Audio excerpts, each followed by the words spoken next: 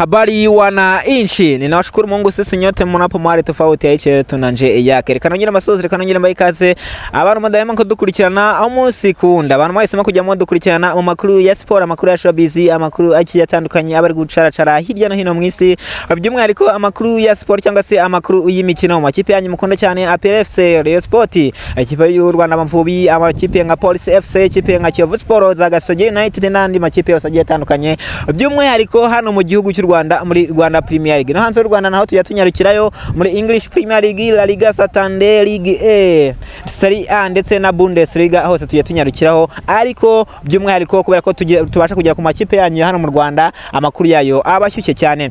Uyu munsi twa live mu nzo ya ikipe ya Rayon Sport yarimo ikorera imyitozo ikomeye cyane kuri uyu mugoroba, kuri uyu munsi wa kabiri ku itariki ya 18 ukwezi kwa 11 baritegura umukino ukomeye cyane bagomba gukinamo n'ikipe ya AS Kigali kuri Kigali Palace Stadium. Umukino ugomba kuba kwisa y'isa 9 kabisa ku itariki 23. Ati bimeze bite n'iki kijyambere ese Forunganye na Asubandi Kumana barakina uyu mukino, rikanze byose nze mbigukofemerere nkubwire ukuri kose guhari. Ese Haruna Feruzi yatangaje iki nyuma y'uyu mukino, byose rikanze mbikubwira kabisa. Ese Perezida Twagirayezu Stade aratangaza iki kuri Rayon Sport niramuka itsinze uyu mukino, byose ukeneye kubimenyera hanga. Ariko mbere ko dukomeza banza kandi like kandi subscribe, asigaye tujyane akano ku kandi ngendi MC Sanga ini Sanga ipa nimba namaze gukanda subscribe umuntu umugabo cyane.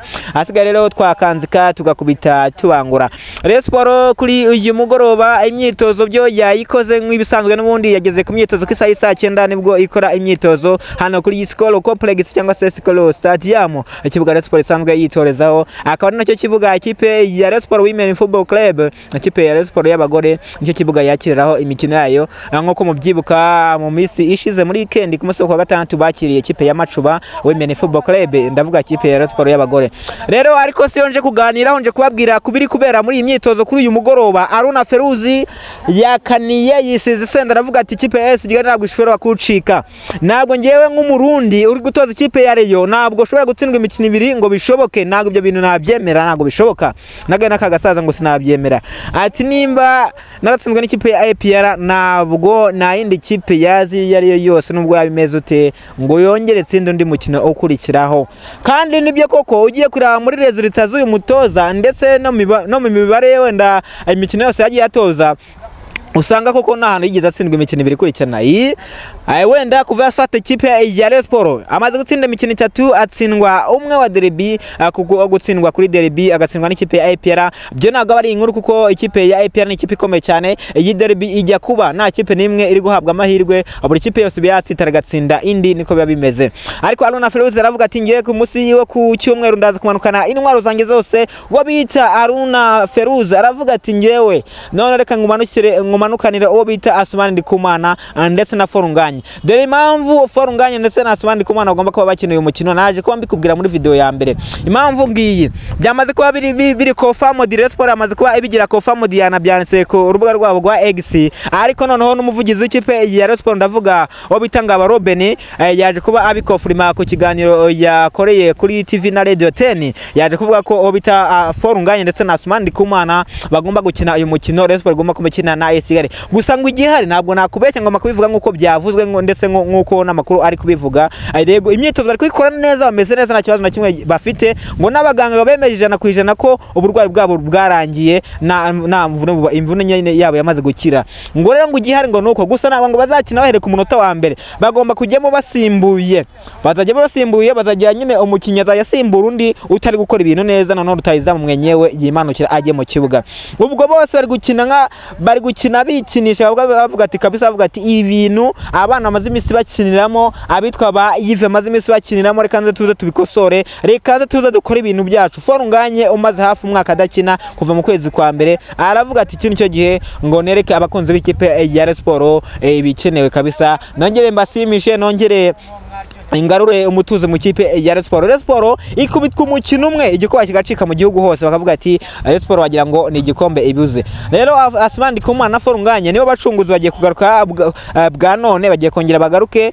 Asmani yari yakinye umukino umwe wa championnat nabwo yatsinze ibitego bibiri dore kuko afite ibitego bibiri muri championnat ibitego bibiri yatsinze ikipe ya Kiyovu Sport. Rero aravuga ati reka ngaruke ngomeze nzamura ibitego ndebe ko nanaba top scorer dore ko top scorer muri aka kanya top scorer w'u Rwanda ni Hussein cyangwa Shabani Hussein w'ikipe ya Musanze Football Club ndetse na Ngono Herve w'ikipe ya Gasogi United. Hakaza abo bita Tambwe Gloire afite bibiri, abo bita Azizi Basana afite bibiri ndetse n'uyu musore ndi kukubwira Asmani Ndikumana afite ibitego bibiri. Ubwo bagomba kubaza kuba abyongera bakareba ko ibintu bimeze. Ubwo abakinnyi batakoze imyitozo uyu munsi ni Tambwe Gloire Ngongo nawe afite ikibazo kabisa, afite ikibazo akabazo yagiriye kuri match bahuyemo n'ikipe ya APR, ariko ntabwo ari imvune ikomeye cyane kuko agomba uko byagenda kose eje ku munsi wo gatatu no ku munsi wo kwa kane no kwa gatanu agomba kuba akora imyitozo ya nyuma mbere ko bakina na AS Kigali. Undi mukinyi utari hari ni Bigirimana Abedi warere mu ikipe y'igihugu yiwabo y'abarundi. Ejo kumwagiye mubona postinga amafoto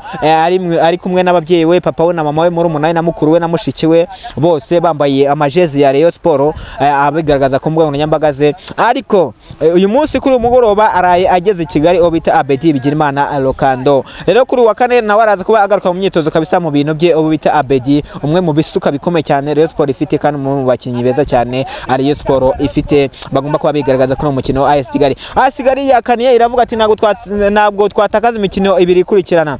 AS Kigali umukino bakinyemo n'ikipe ya Police FC ari nawo umukino uheruka, ubwo Rayon Sport yatsindwaga n'ikipe ya APR. AS Kigali nayo yanganyije n'ikipe ya Police FC ubusa ku busa.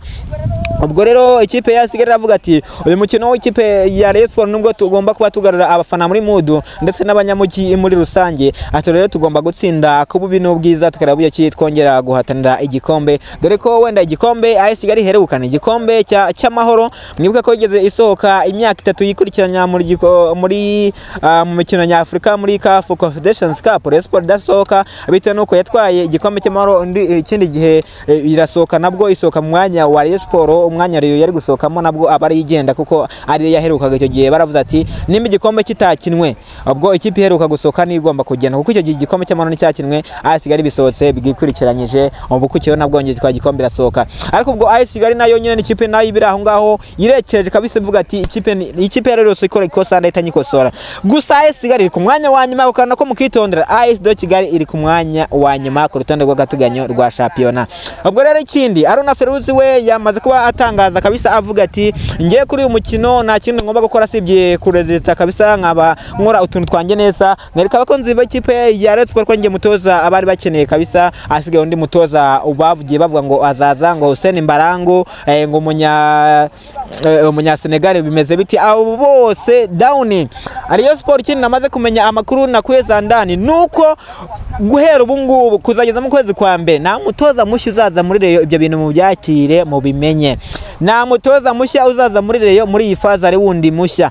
Rayon Sport iri gupanga kuzazana undi mutoza mushya muri faze retour, muri retour ari nabwo izongeramo izindi ntwaro z'abakinnyi, ariko bazongeramo abakinnyi bandi n'umutoza ari uko bamaze kuba bishyira Robertinho ndetse na Abdoulaye Jaro. Ubundi FIFA ikongera ikabakomora kuko FIFA yamaze kuba ibahana igihano cy'umwaka batagura abakinnyi, ariko nibishyira Abdoulaye Jaro ndetse na Robertinho mu kwa mbere bazazana umutoza bazane n'abandi bakinnyi nka Mukasire nomero 6 ndetse na 3 abo ngabo nibo bakenewe cyane, ariko na nomero 10 nabwo nawe bavuga ati bazanaho undi mukinnyi noneho Abedi akajya yegera inyuma ku 8 noneho bagaba bafite undi nomero 10 uryana. Bari barahazaniye Mohamed Sheri, ariko Mohamed Sheri aguma abatenguha cyane nta kintu arimo arakora ibintu mu buryo abariyo batifuza ko Mohamed Sheri naherutse no gukina akina gake cyane gashoboka. Wenda umuntu wageragezaga kumukoresha ni uno mwarabu mugenzi wabo w'umunyatuniziya ndavuga Afahami Latifira mutoza nawe wamushyiragamo wenda iminota mike yagakina,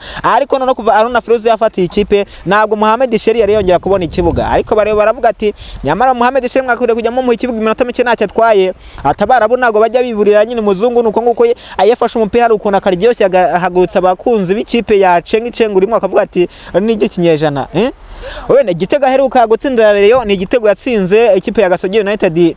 Ubwo Rayon Sport yatangiraga icyumweru cya Rayon week turi muri pre-season igitego yatsinze ikipe ya Gasogi United hariya mu karere ka Nyanza ndakibuka neza cyane nari ndi icyo gitego nanagifashe video ndanagipostinga kuri YouTube ya Rengo Media TV icyo gihe niho nari ndimo nyipostinga ubwo rero byose nari mbifite 5/5 nakoze live nicyo gitego uwo bita Mohamed Sheri yatsinze ikipe ya Rayon itavuga ati uyu nguyu niwe mukinnyi ahubwo dukeneye ariko noneho kongera gukina mu kibuga kubwa Aruna Feroz biragoye cyane biragoye cyane Rayon Sport ifite abakinnyi benshi bagomba kuba bajya mu kibuga bagakora itandukaniro ba Fiston bakina kandi Fiston nawe ubona ko ari umusore mwiza cyane hagiriye mubona utuna agenda akora ba Adama Bagago bose bakina kuri iyo myanya nabo nago bakina rero wumve ko Rayon Sport uko byagenda kose babigoye kugira ngo Mohamed Sheri abone ikibazo noneho mu gihe Asmani Ndikumana ndetse na Forunganye bagarutse o bitatambwe Guruware arajya akina kuri arajya garuka inyuma aho ngaho kuri nomero 10 cyangwa se ku 8 noneho Forunganye na Asmani Ndikumana batakire rimwe Rayon Sport ngomba kuba ifite abataka babiri nkuko byahoze kera Rayon Sport ubundi ngo nigeze bahitagira abataka babiri niyo mpamvu ngo izajya bakoreshereza icyarimwe ahasigaye rugacimana abataka babiri icyarimwe rugacimana abantu bakaryoherwa n'umupira bagacacaguza imbere izamo udashoboye yicare yige amasezerano arangire atahe nuko ibintu bimeze muri Murera ubwo batoza n'abatoza babiri bonyine rukumbi ubwo ndavuga Arona Feruzi ndetse na Mwambare Serge umutoza wa fitness hakaza n'umutoza w'abazamu ndavuga Ndayishimiye Eric Bakame wanabaye umunyezamu w'ikipe ya Rayon Sport igihe kirekire cyane ari nawe warapiraga ikipe ya Rayon Sport ngo yagiraga mu matsinda ya CAF Confederations Cup nubwo yaje kubatenguha bagiye kuzajya muri kimwe cya kane yaragiye kera yarabivuyemo yarabatengushye ariko abantu batungurwa no kubona agarutse ari umuyobozi w'ikipe ya Rayon Sport ejo bundi ubwo yaravuye mu ikipe ya Bugesera Football Club rero nibyo biba biri kugenda bivugwa muri rusange mu ikipe ya Rayon Sport gusa sibyo gusa wenda reka ngunyuremo muri aka kantu ubwo ku munsi wo ku gatatu ikipe ya APR nayo izaba yakiriwe n'ikipe ya Musanze kuri stade ubworoherane ni ku isaha y'isa 9 ari mu karere ka Musanze na tuzaba turiyo gatano kuri ikagenzi kako ariko ku munsi wo ku gatanu naho ikipe ya Al Hilal Omdurman yo muri Sudani imaze igihe hano mu Rwanda yaje gukina Rwanda Premier League mbese kandi izajya yakira imikino yayo yose hano mu Rwanda kuri Kigali Amahoro Stadium ubwo nayo ku gatanu raza kwakira ikipe yitwa MC Alger yo muri Algeria no mukino wa mbere wo mu matsinda CAF Champions League nabwo ku gatanu muzaye muhari ku isaha 9 ku Mahoro mwirebere aya makipe ko nakina ibyo byabananiye abandi babikora mwirebera kuri kibuga cyanyu nakondi bijyaye na nyine abanyarwanda tugomba kujya kutwinjoyinga ibyo abandi bashoboye nuko ibintu rero biba bimeze ubwo ikipe ya Polisi nayo ikipe ya mbere ya Polisi nayo izakira ikipe ya Gicumbi FC ariko ku munsi wo ku gatanu harakinwa umukino ukomeye wa mbere ubwo ikipe ya Gasogi United irakira ikipe ya Kiyovu Sport nuko ibintu biba bimeze nge ndi MC Sanga nisanga Empire kandi subscribe share ndetse na comment